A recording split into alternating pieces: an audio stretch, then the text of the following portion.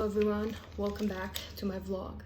Now, first I'm going to wear the glasses that I got, and they're not for like my eyes, they're for the blue light, even though I don't really believe that these help with the make an effect. I don't really know, but I heard before that there was it's just a theory, it's not really proven scientifically, but I think I like glasses. Today's video will be with my new glasses. Let's see if it affects the beauty of the video.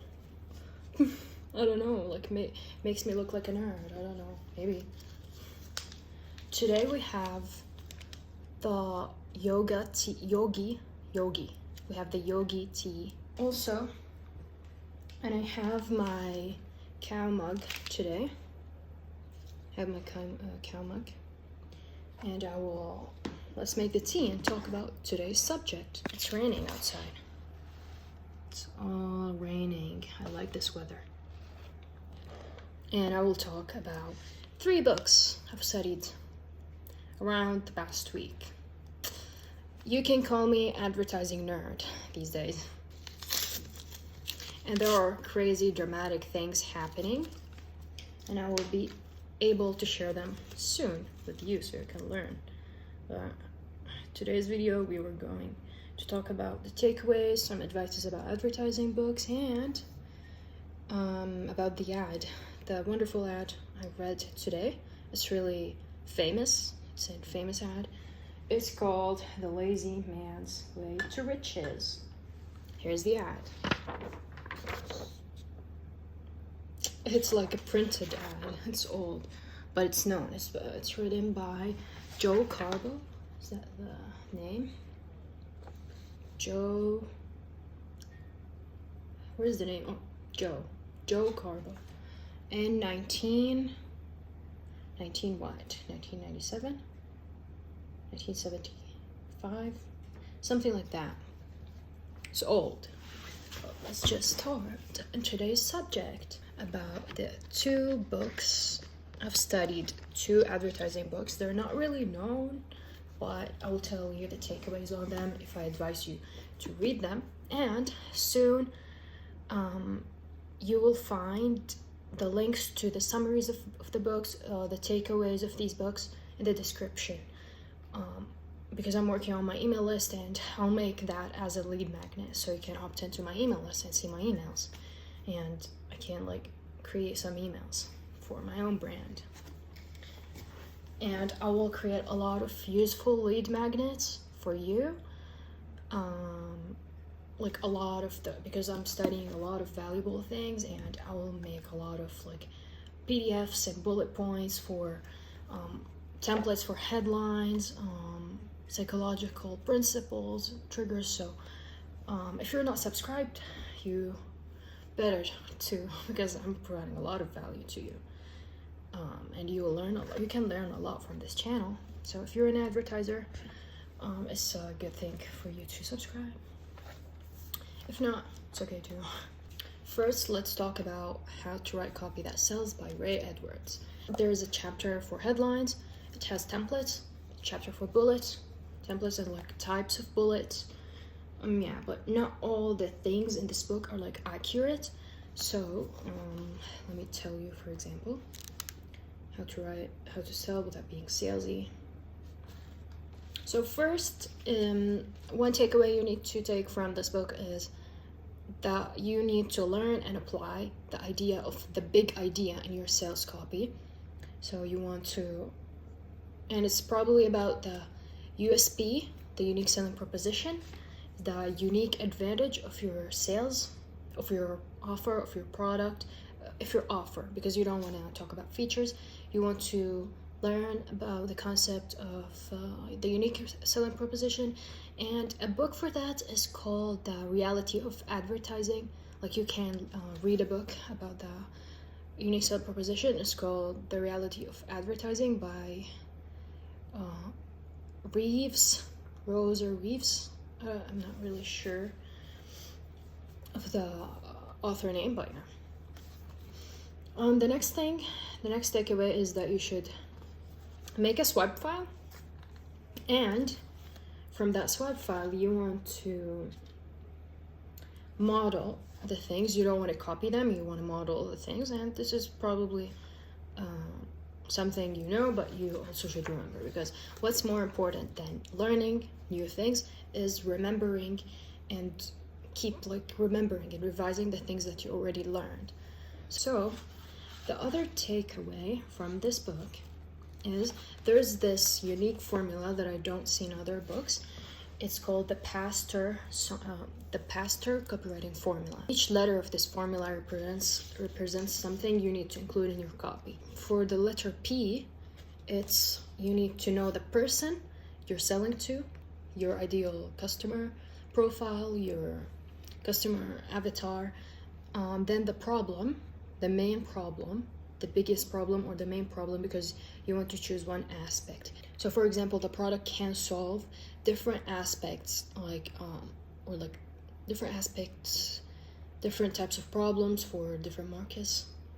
For example, if you're selling the Gillette razor, like for shaving, there's this aspect of relationship, like these biggest three markets, relationships, and there's for health, and there's wealth. I don't think it can apply for wealth, but maybe you can say like attractiveness, and being attractive can attract, make you more attractive for more money. You can like come up with these angles, but what is the best angle for this product? You want to pick the best one, the biggest idea, which is for relationships. You want to shave, have a good shave, and look handsome and be attractive and attract relationships. It can also work for health, because like maybe you can throw rocks at other razors and say that they can like maybe ruin your pores or whatever.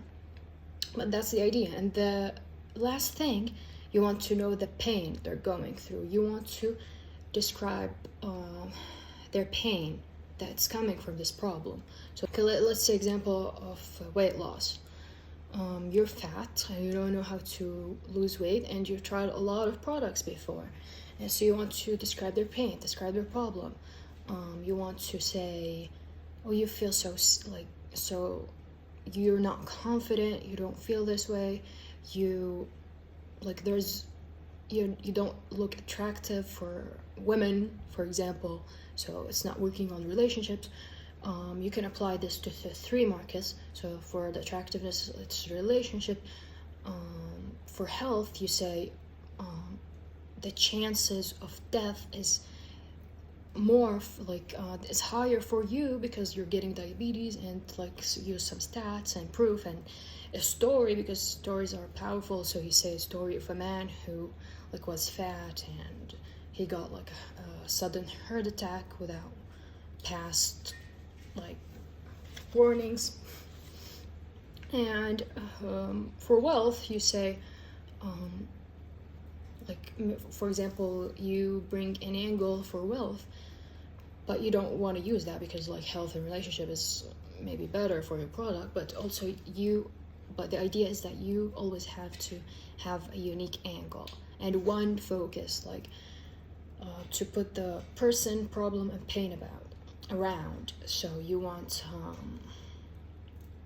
like for wealth, what I was going to say, like most fat business owners, like the fat in their body affects their intelligence and decision making, and to tell the story of this person, and stats that fat business owners are not cannot achieve big results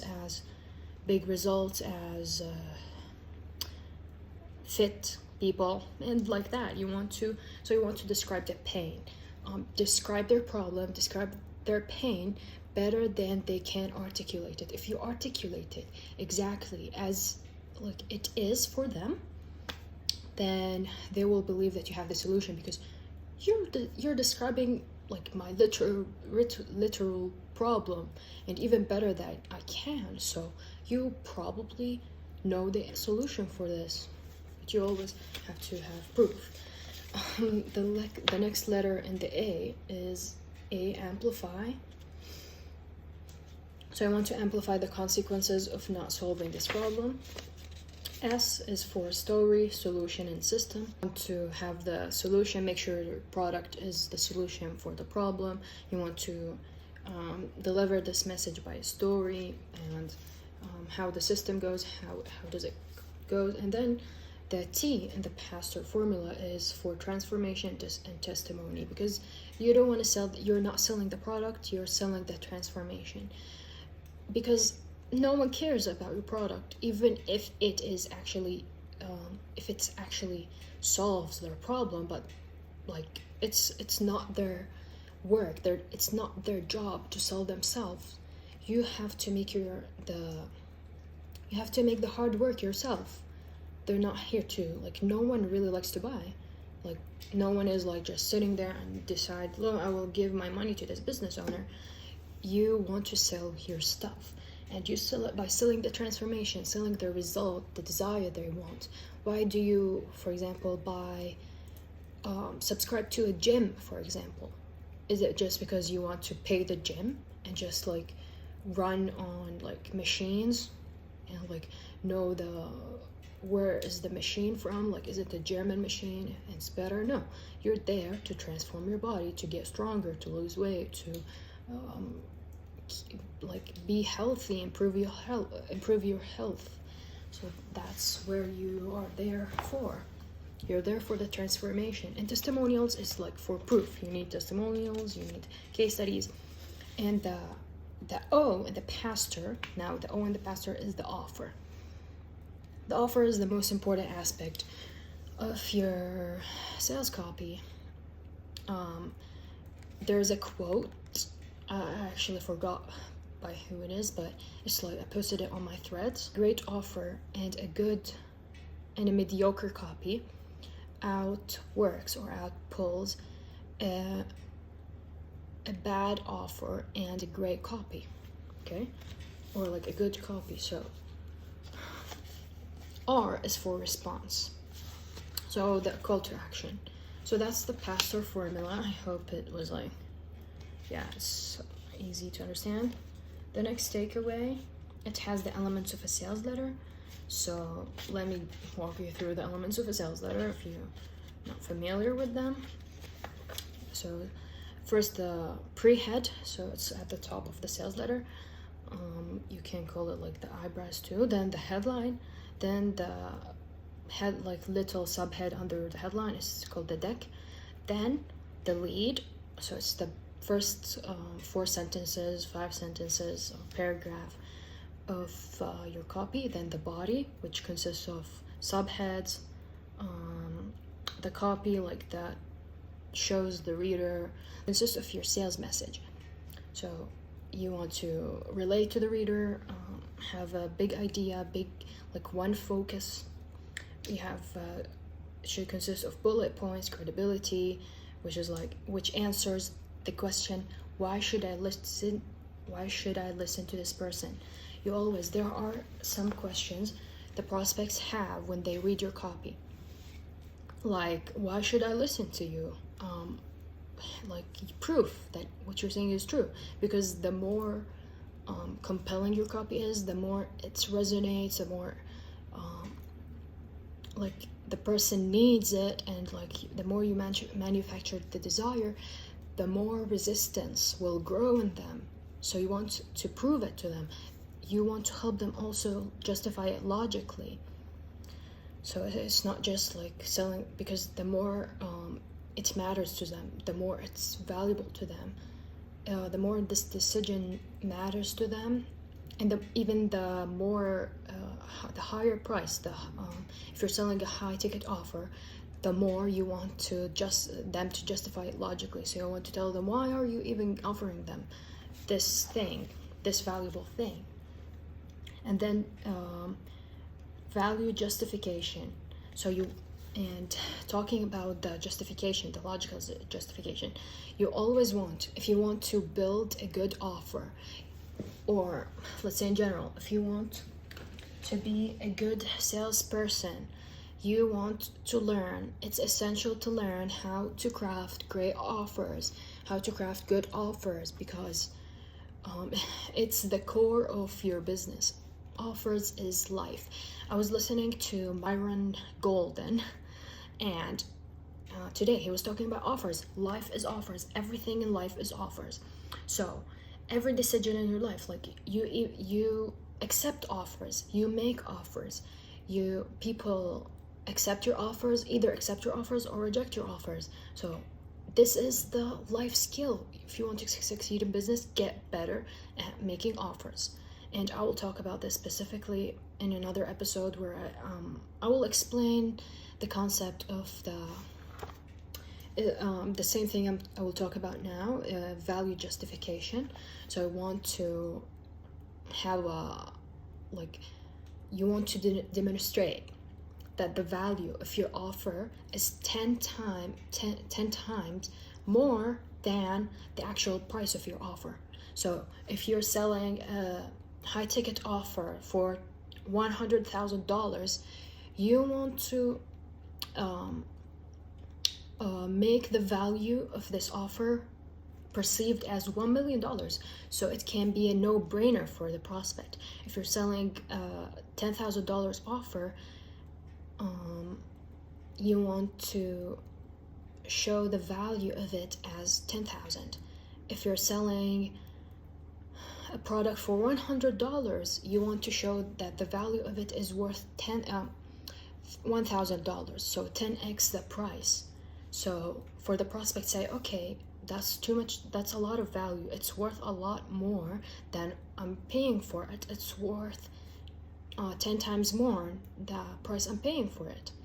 So it's a no-brainer offer. They will take it because it seems valuable to them. So that's why sales is not convincing. Sales is not convincing someone to buy something they don't want. Sales is persuading someone to make a decision they already should make that will improve their life. You don't want to sell someone, for example, if you're a surgeon, you don't want to convince someone who does not need a brain surgery or whatever surgery to make that surgery if they don't need it. Why would they make a surgery if they don't need it?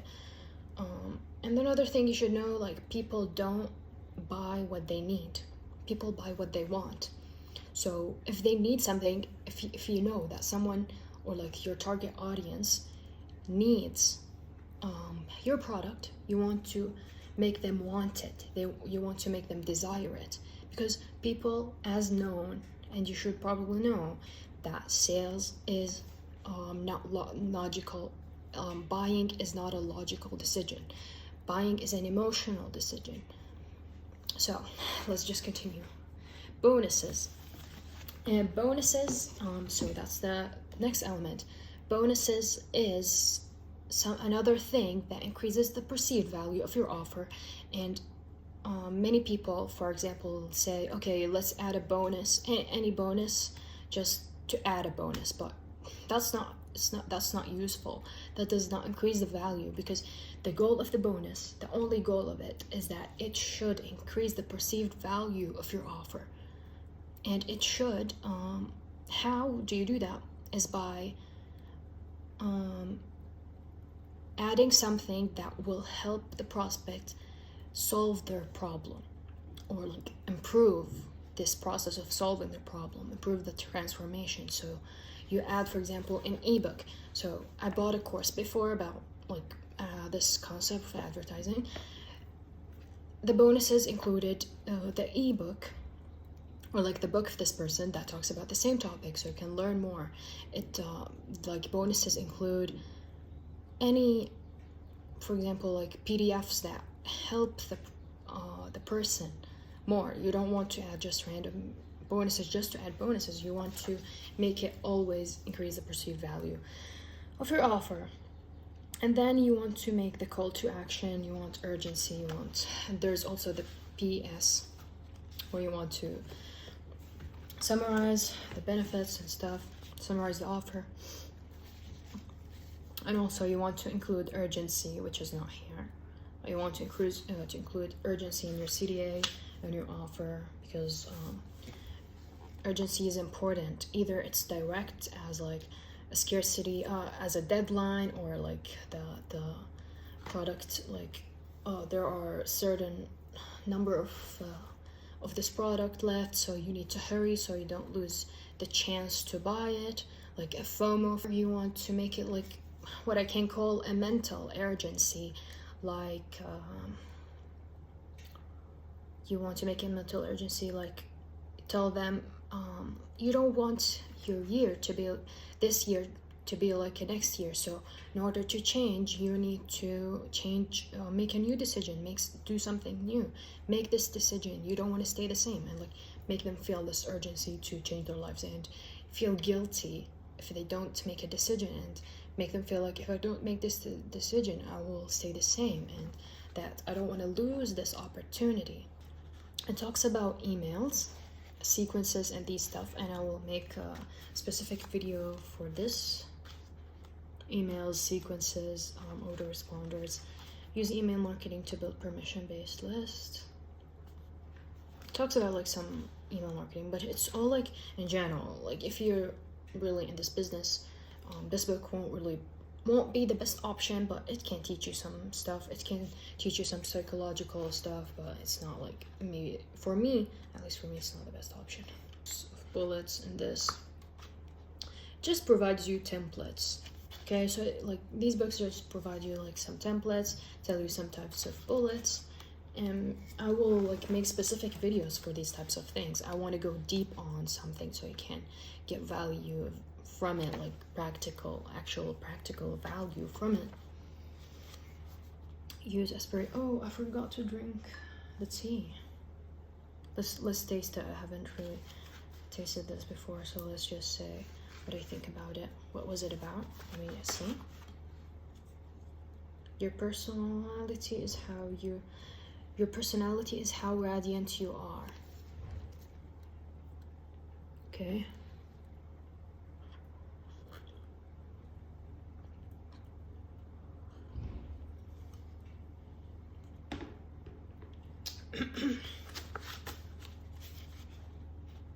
So what is this about? Okay, there are irresistible offer, risk reversals, and powerful closes. So trial closes, powerful closes, or like what are they called? Yeah, risk reversals. These are things that make the offer, enhance the value of the offer, which like as it's called, like from its name, it's called the risk reversal. So you reverse the risk on yourself by guarantees. So you want proven guarantees, case studies. Guarantees are important. You need to craft a good guarantee. You don't want to just say like the cliche 100% guarantee and guaranteed money back stuff. About guarantees, you want to make the process, for example. Okay, let me just talk about a problem people face with guarantees.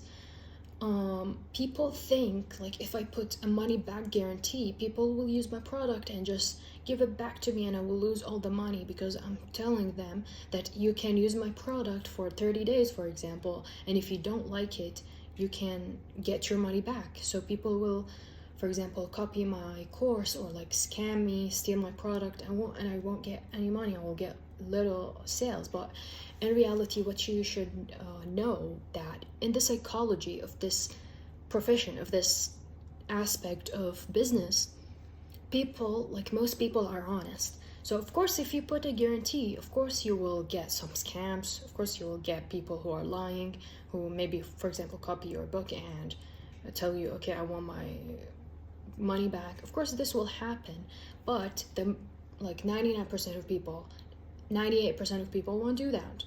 Like, okay, I bought some products that had guarantees, money back guarantees, for example, but I did not like, even though I didn't really find it helpful, but I did not like ask for a guarantee because people don't want to make effort. People are lazy. You should realize that. So powerful closes. The what book? Dot-com Secrets talks about these trial closes. I think it's Dot-com Secrets or Expert Secrets, but I can't talk about this because like it's even important in one-to-one sales or one-to-many sales, like especially on webinars. Was it on the perfect webinar script. Was it on that? Yeah. But yeah, trial closes are like, especially in high ticket sales, they're like statements that like motivate the person to buy and make the decision. It's like urgency thing. How to write guarantees. Okay, how to write guarantee section, I don't really like find it really helpful, because it tells you like things that are maybe unnecessary, like okay, it talks about the speed of refunds, which is important aspect. It talks about including your unique selling proposition in it. It tells you like to make your guarantee very long, and like, yeah, it's not bad. It does actually present you with fundamentals, like types of offers, the negative option offer,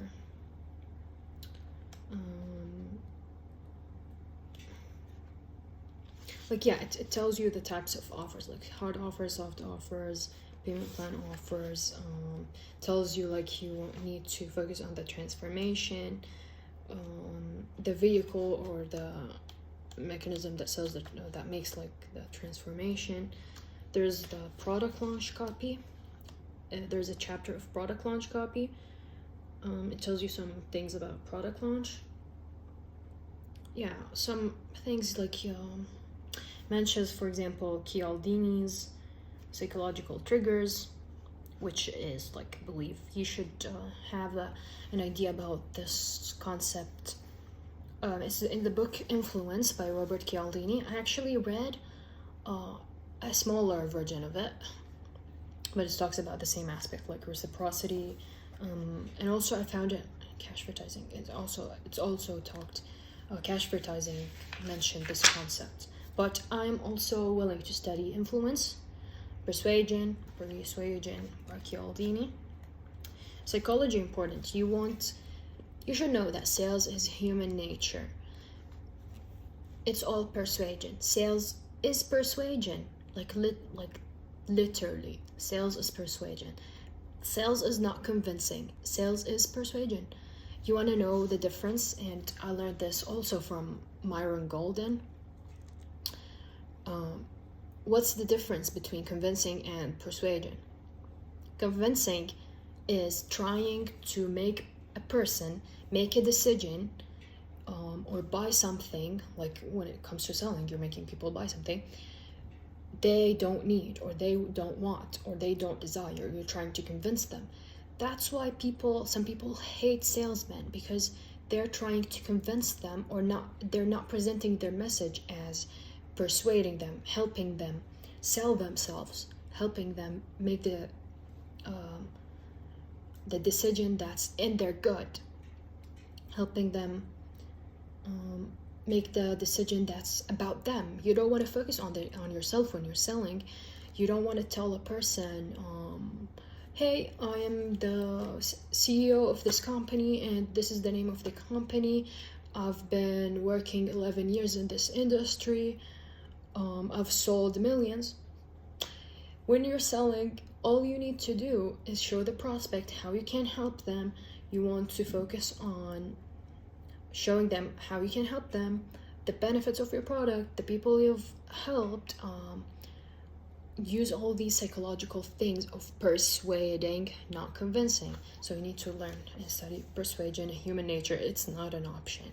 It's not an option, I'm telling you. And yeah, that's it. Maybe I can rate this book. It depends on the audience of this book. This book is obviously for beginners. For beginners, it's really great. Like, you can say it's 8 out of 10 for beginners, because if you're a beginner, you want to get introduced to copywriting, then it's a great book. It's better than other books for beginners. So you can start with reading some of these books. I'm not telling you not to. But for me, I find that there are better options. Next, okay, I don't know if this video will be that long, but until now, I'm noticing that I'm providing you a lot of value, so I'm enjoying that. So, the next book I studied is Breakthrough Copywriting by David Garfinkel. Let me tell you the story of how I got to this book, because I don't think it's really known in the market of like the famous copywriting books. It's not really famous like the Adweek Copywriting book or Scientific Advertising or these no books. The way I got sold on this book and I got introduced to this book is by listening to David Garfinkel's podcast.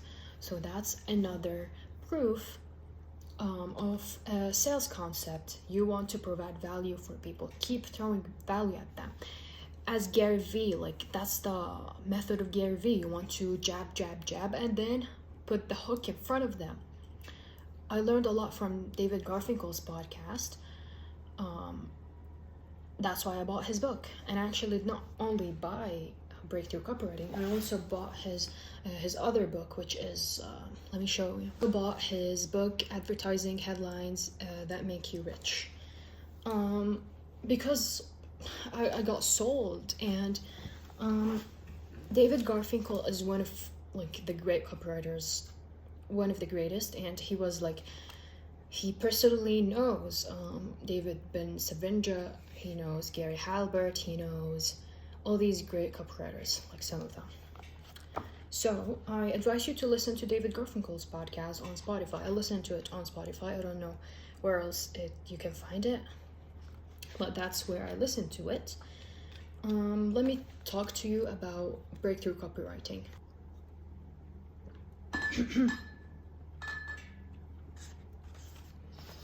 So there are chapters, like, okay, one thing you should know, whenever you read a book about advertising or copywriting, you want to take notes and keep rereading the chapters that you found helpful. So you don't want to like always like reread the book from like, what to say, like from cover to the cover, but you want to read the chapters that you found very valuable and unique about this book. Because like, for example, in David Garfinkel's book, there's like a chapter about headline templates. There are chapters about headline bullet points templates, or like the importance of bullet points. There are like chapters about offers. Well, like there are unique chapters I found in this book that I like to like study more, like more than one time. So let's talk about, he talks about storytelling.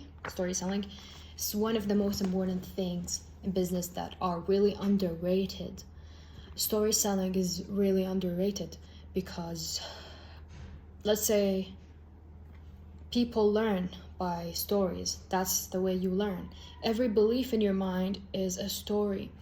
And to understand the importance of stories first, you need to understand what are stories. What are they? Stories should have action in them, like action in a statement. So if like, let's say an example from this book, here's a story, even though it's just one sentence, two sentence story. A man was moving into his new house. A bird flew by. It reminded him of a lost love, and tears welled up in his eyes. That's a story because it has motion in it. It has motion and emotion in it. It has action in it also. Action, motion. That's how, like, you tell if something is a story or not. So, the power of stories. So there's a statement here. Stories bypass the typical thinking we have that puts up resistance, which is known as critical thinking. So I'm telling you, when you are selling a product, especially a high-ticket product, no matter how good your product is, no matter how much benefits you have in your product, there still will be sales resistance. There still will be buying resistance, So, and a story is the solution for that. So here's also the statements that says, when there is sales resistance, stories are really the best way to reduce or eliminate sales resistance. Okay? So let's talk about the importance of stories. Okay, I know that ad, which is like the most powerful ad in history. It's not even on the internet history. This ad was a printed advertisement, which is like was a lot more harder to sell on printed, I believe, because it's just distribution and like it's much easier to have traffic on the internet. You can literally buy traffic on the internet, like yeah, like also for like yeah, you send ads manually, they're printed, so it was hard. But the most selling ad in history was a story-based ad, a story-based lead ad. It's about the okay, it's also mentioned here.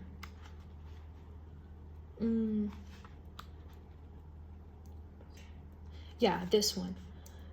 It's the Wall Street Journal's Two Young Men letter. Let me tell you something about it. On a beautiful late spring afternoon, 25 years ago, two men graduated from the same college. They were very much alike. These two young men. Okay,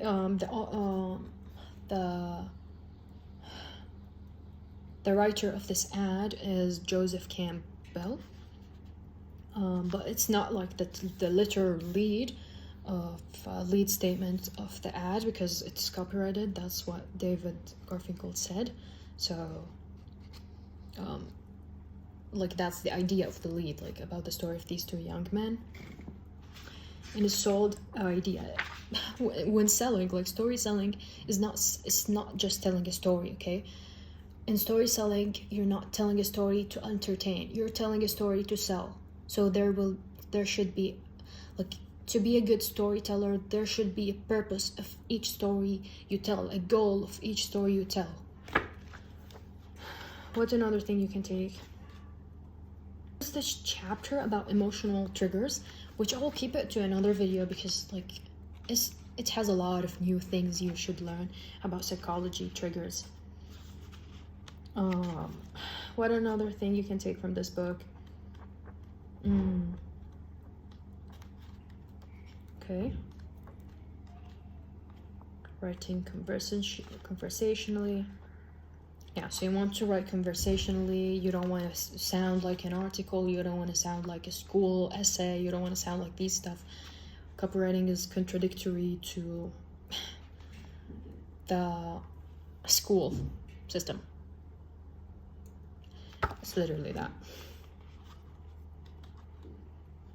Or like the life system in general, job system, whatever. Being provocative. Okay, maybe I can talk about this book more in other videos because it has a lot of new stuff, but so far I believe there is a lot of value to take notes on in this video.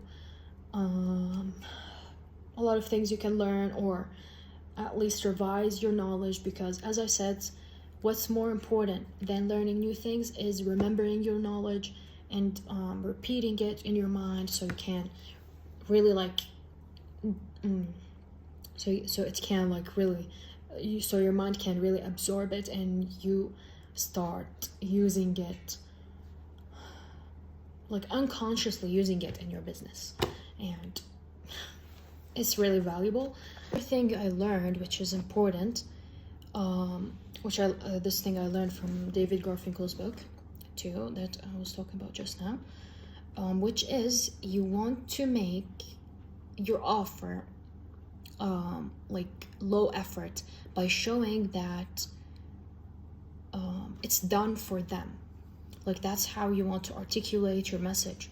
You want, for example, like there was a story about like an ad that was written for a product, a music product, and the headline was "Put music in your life."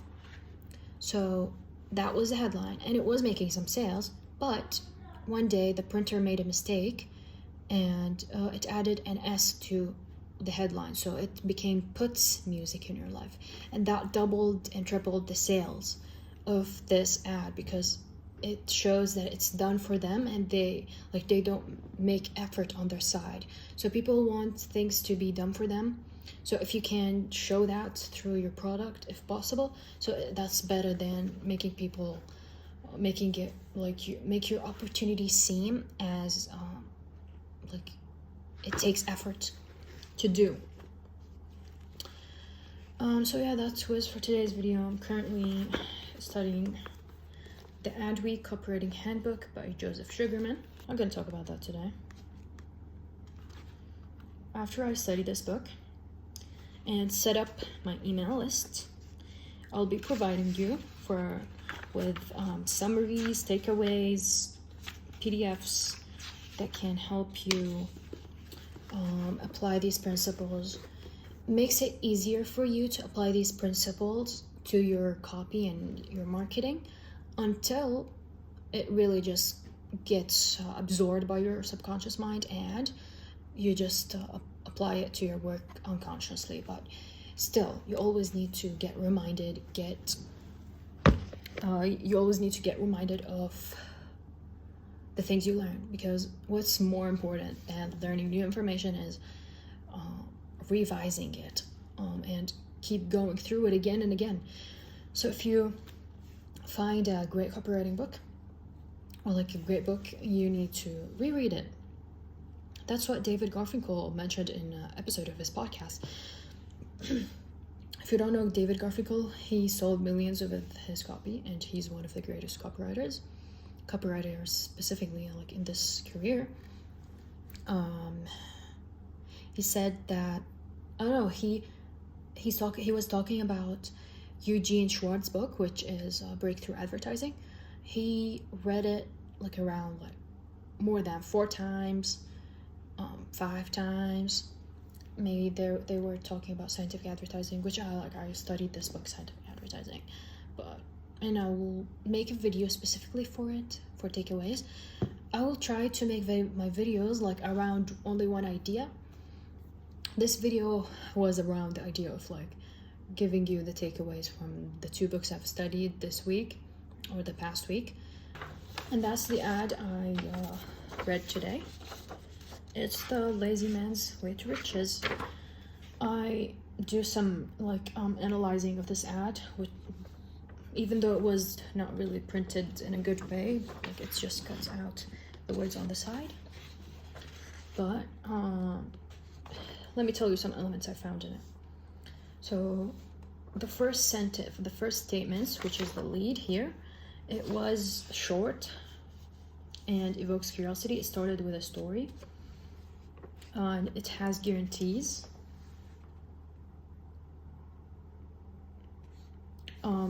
Repeatedly, it talks about guarantees repeatedly, and justifies the guarantee. It says, "The only reason I won't send it to you and bill you for it."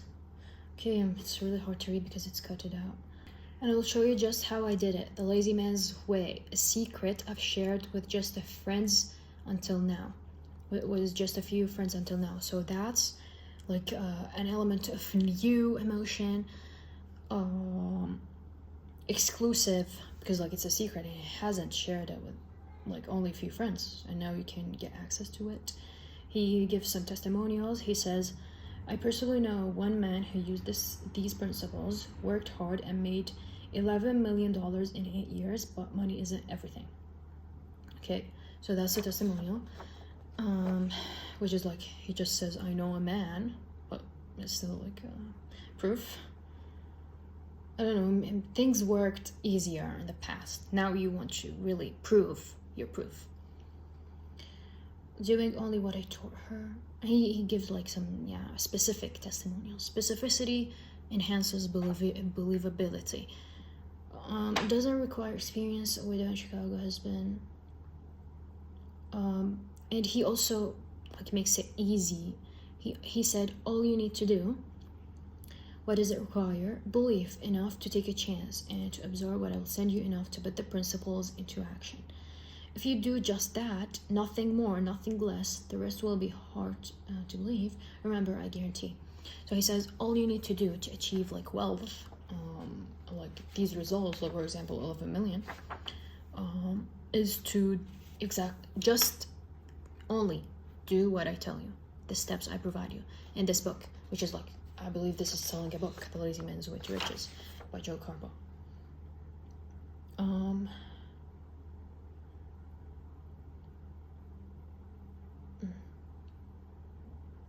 And at the end he asked, what if I'm right? So like, it's just FOMO, kind of, yeah, urgency. Like, what if I'm right? And you lose nothing. Like, it's guaranteed and you can get your money back.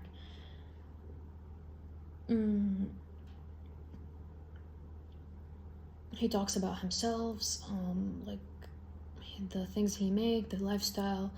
I have 2 boats and a Cadillac and all paid for. Yeah. The headline was The Lazy Man's Way to Riches, which is like appealing to people because like people, it's unusual, okay? Like this headline is unusual. It's like lazy, okay? People often say like fastest way to make money or stuff.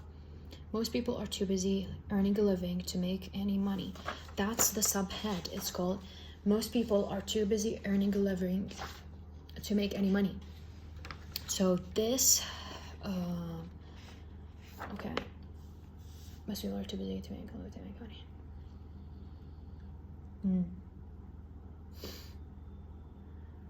Yeah, this statement is contradictory. Like it's counterintuitive. Like, okay, people, like most people are busy earning a living and to make any money. Like, okay, I'm working all day and like I'm busy working all day, and so I won't make money. So what do I do instead?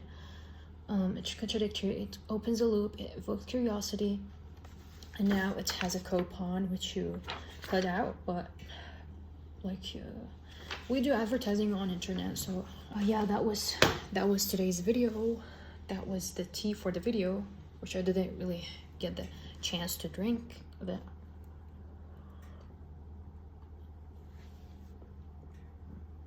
It's still raining. Yeah.